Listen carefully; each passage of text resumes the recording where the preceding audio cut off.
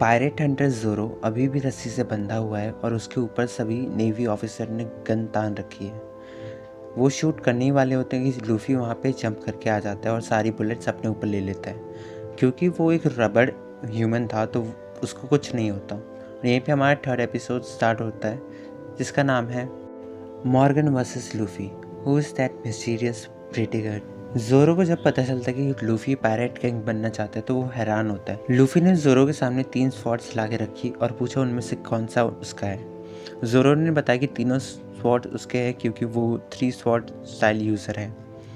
Morgan ये देख के सोच रहा होता है कि क्या यही डेविल फ्रूट की असली पावर है। डेविल फ्रूट अलग अलग तरीके के होते हैं और उन सब के साथ एक अलग अलग शक्ति जुड़ी होती है। ज़ोरो लूफी को जल्दी रस्सी खोलने को बोलता है वरना फिर सभी मारे जाते हैं। टाइम रहते ही लूफी ने ज़ोरो की रस्सी खोल दी थी और ज़ोरो सभी ऑफिसर्स को अकेला टैकल कर रहा था। लूफी को ज़ोरो का ये तरीका बहुत कूल लगा। ज़ोरो लूफी के क्रू में जाने को तैयार हो जाता है। ज़ोरो ऑफिसर्स को बोलता है कि अगर तुम हिले तो तुम्हारी मौत पक्की है।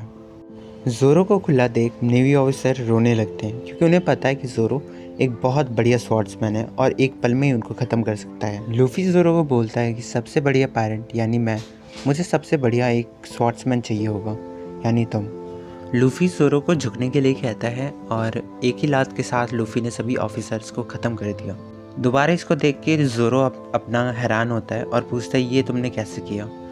लूफी बताता है कि उसने गम गम नो फ्रूट खाया है जिसके कारण उसकी बॉडी एक रबड़ बन चुकी है।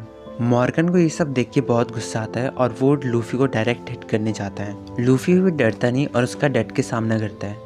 उसके एक किक के साथ ही मॉर्गन दूर जाके गिरा। नेवी ऑफिसर्स भी इसे देख के बहुत नेवी ऑफिसर्स के लिए भी ऐसा होना एक अचंभे की बात थी। लूफी मॉर्गन से कहता है कि उसने गोभी का सपना खराब कर दिया, ऐसे कोई नेवी का बंदा नहीं होता। तभी लूफी देखता है कि कैप्टन के बेटे ने कोबी को एक होस्टेज बना रखा है, उसके सर पे बंदूक रखी हुई है।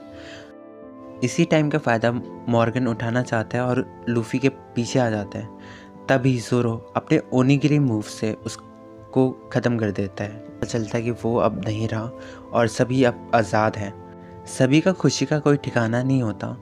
ज़ोरो भी अब ज़मीन पर गिर जाता है क्योंकि वो भूख के मारे तड़प रहा था। तभी सीन शिफ्ट होता है उस ऑरेंज बाल वाली लड़की पे जिसने 2 लोगों को बांध दिया था। वो कुछ ढूंढ रही थी ड्रॉर में एंड उसको एक पेपर मिलता है जिसके ऊपर कैप्टन बगी लिखा हुआ था और वो सोचती है कि कैप्टन बगी वही जो इमॉर्टल है, जो कभी मर नहीं सकता। सीन शिफ्ट होता है उस लड़की के रेस्टोरेंट में जहाँ पे ज़ोरो का पेट पूरा भर चुका है। लड़की और उसकी मम्मी बहुत खुश हैं। लड़की लूफी की तारीफ़ कर रही होती है और लूफी भी कहता है कि अभी तो कुछ नहीं है, मैं अभी और स्ट्रांग बनूंगा। ज़ोरो उससे पूछता है कि उसके क्रू में कितने लोग हैं।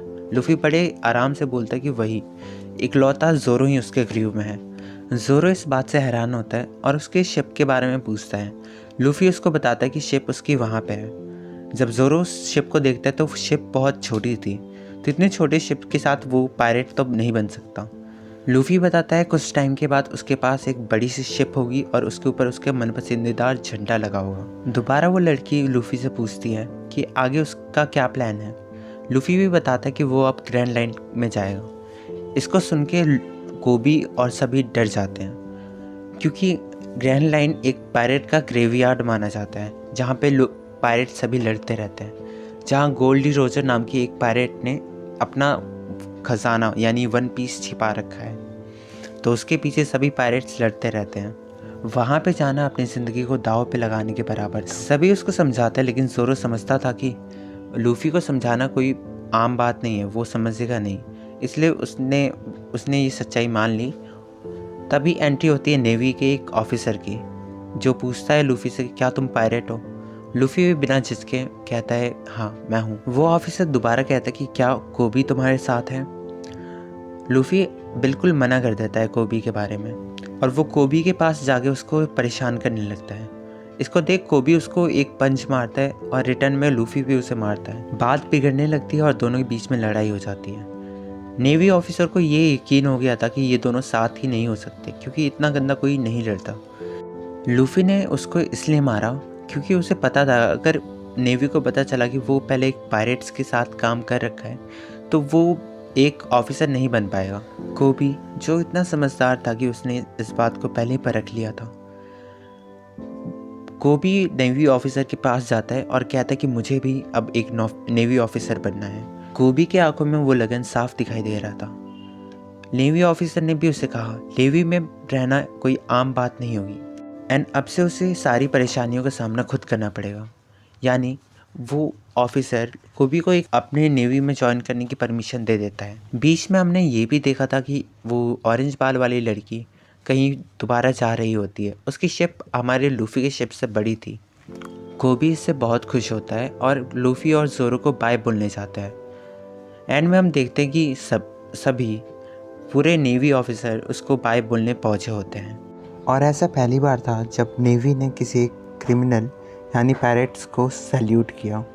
कोबी को बाय बोल के जोरो और लूफी निकल जाते हैं अपने सफ़र पे। जोरो को लूफी की पायरेट किंग वाली बात अभी भी बची नहीं थी। उसने लूफी से दोबारा पूछा कि ये क्यों तुमको बनना है ये पायरेट किंग। लूफी बताता है कि मुझे पायरेट किंग इसलिए बनना है क्योंकि मैंने किसी से वादा किया है और उस वादे को पूरा करना मेरी एक जिम्मेदारी है। मैं एक स्ट्रॉन्ग पायरेट बन के रहूँगा और मुझसे ज़्यादा मेरी टोपी इस चीज़ को जानती है। इसी के साथ हमारे हीरोज़ निकल चुके हैं अपने एक न्यू जर्नी पे एंड एपिसोड 3 यहीं पे ख़त्म होता है।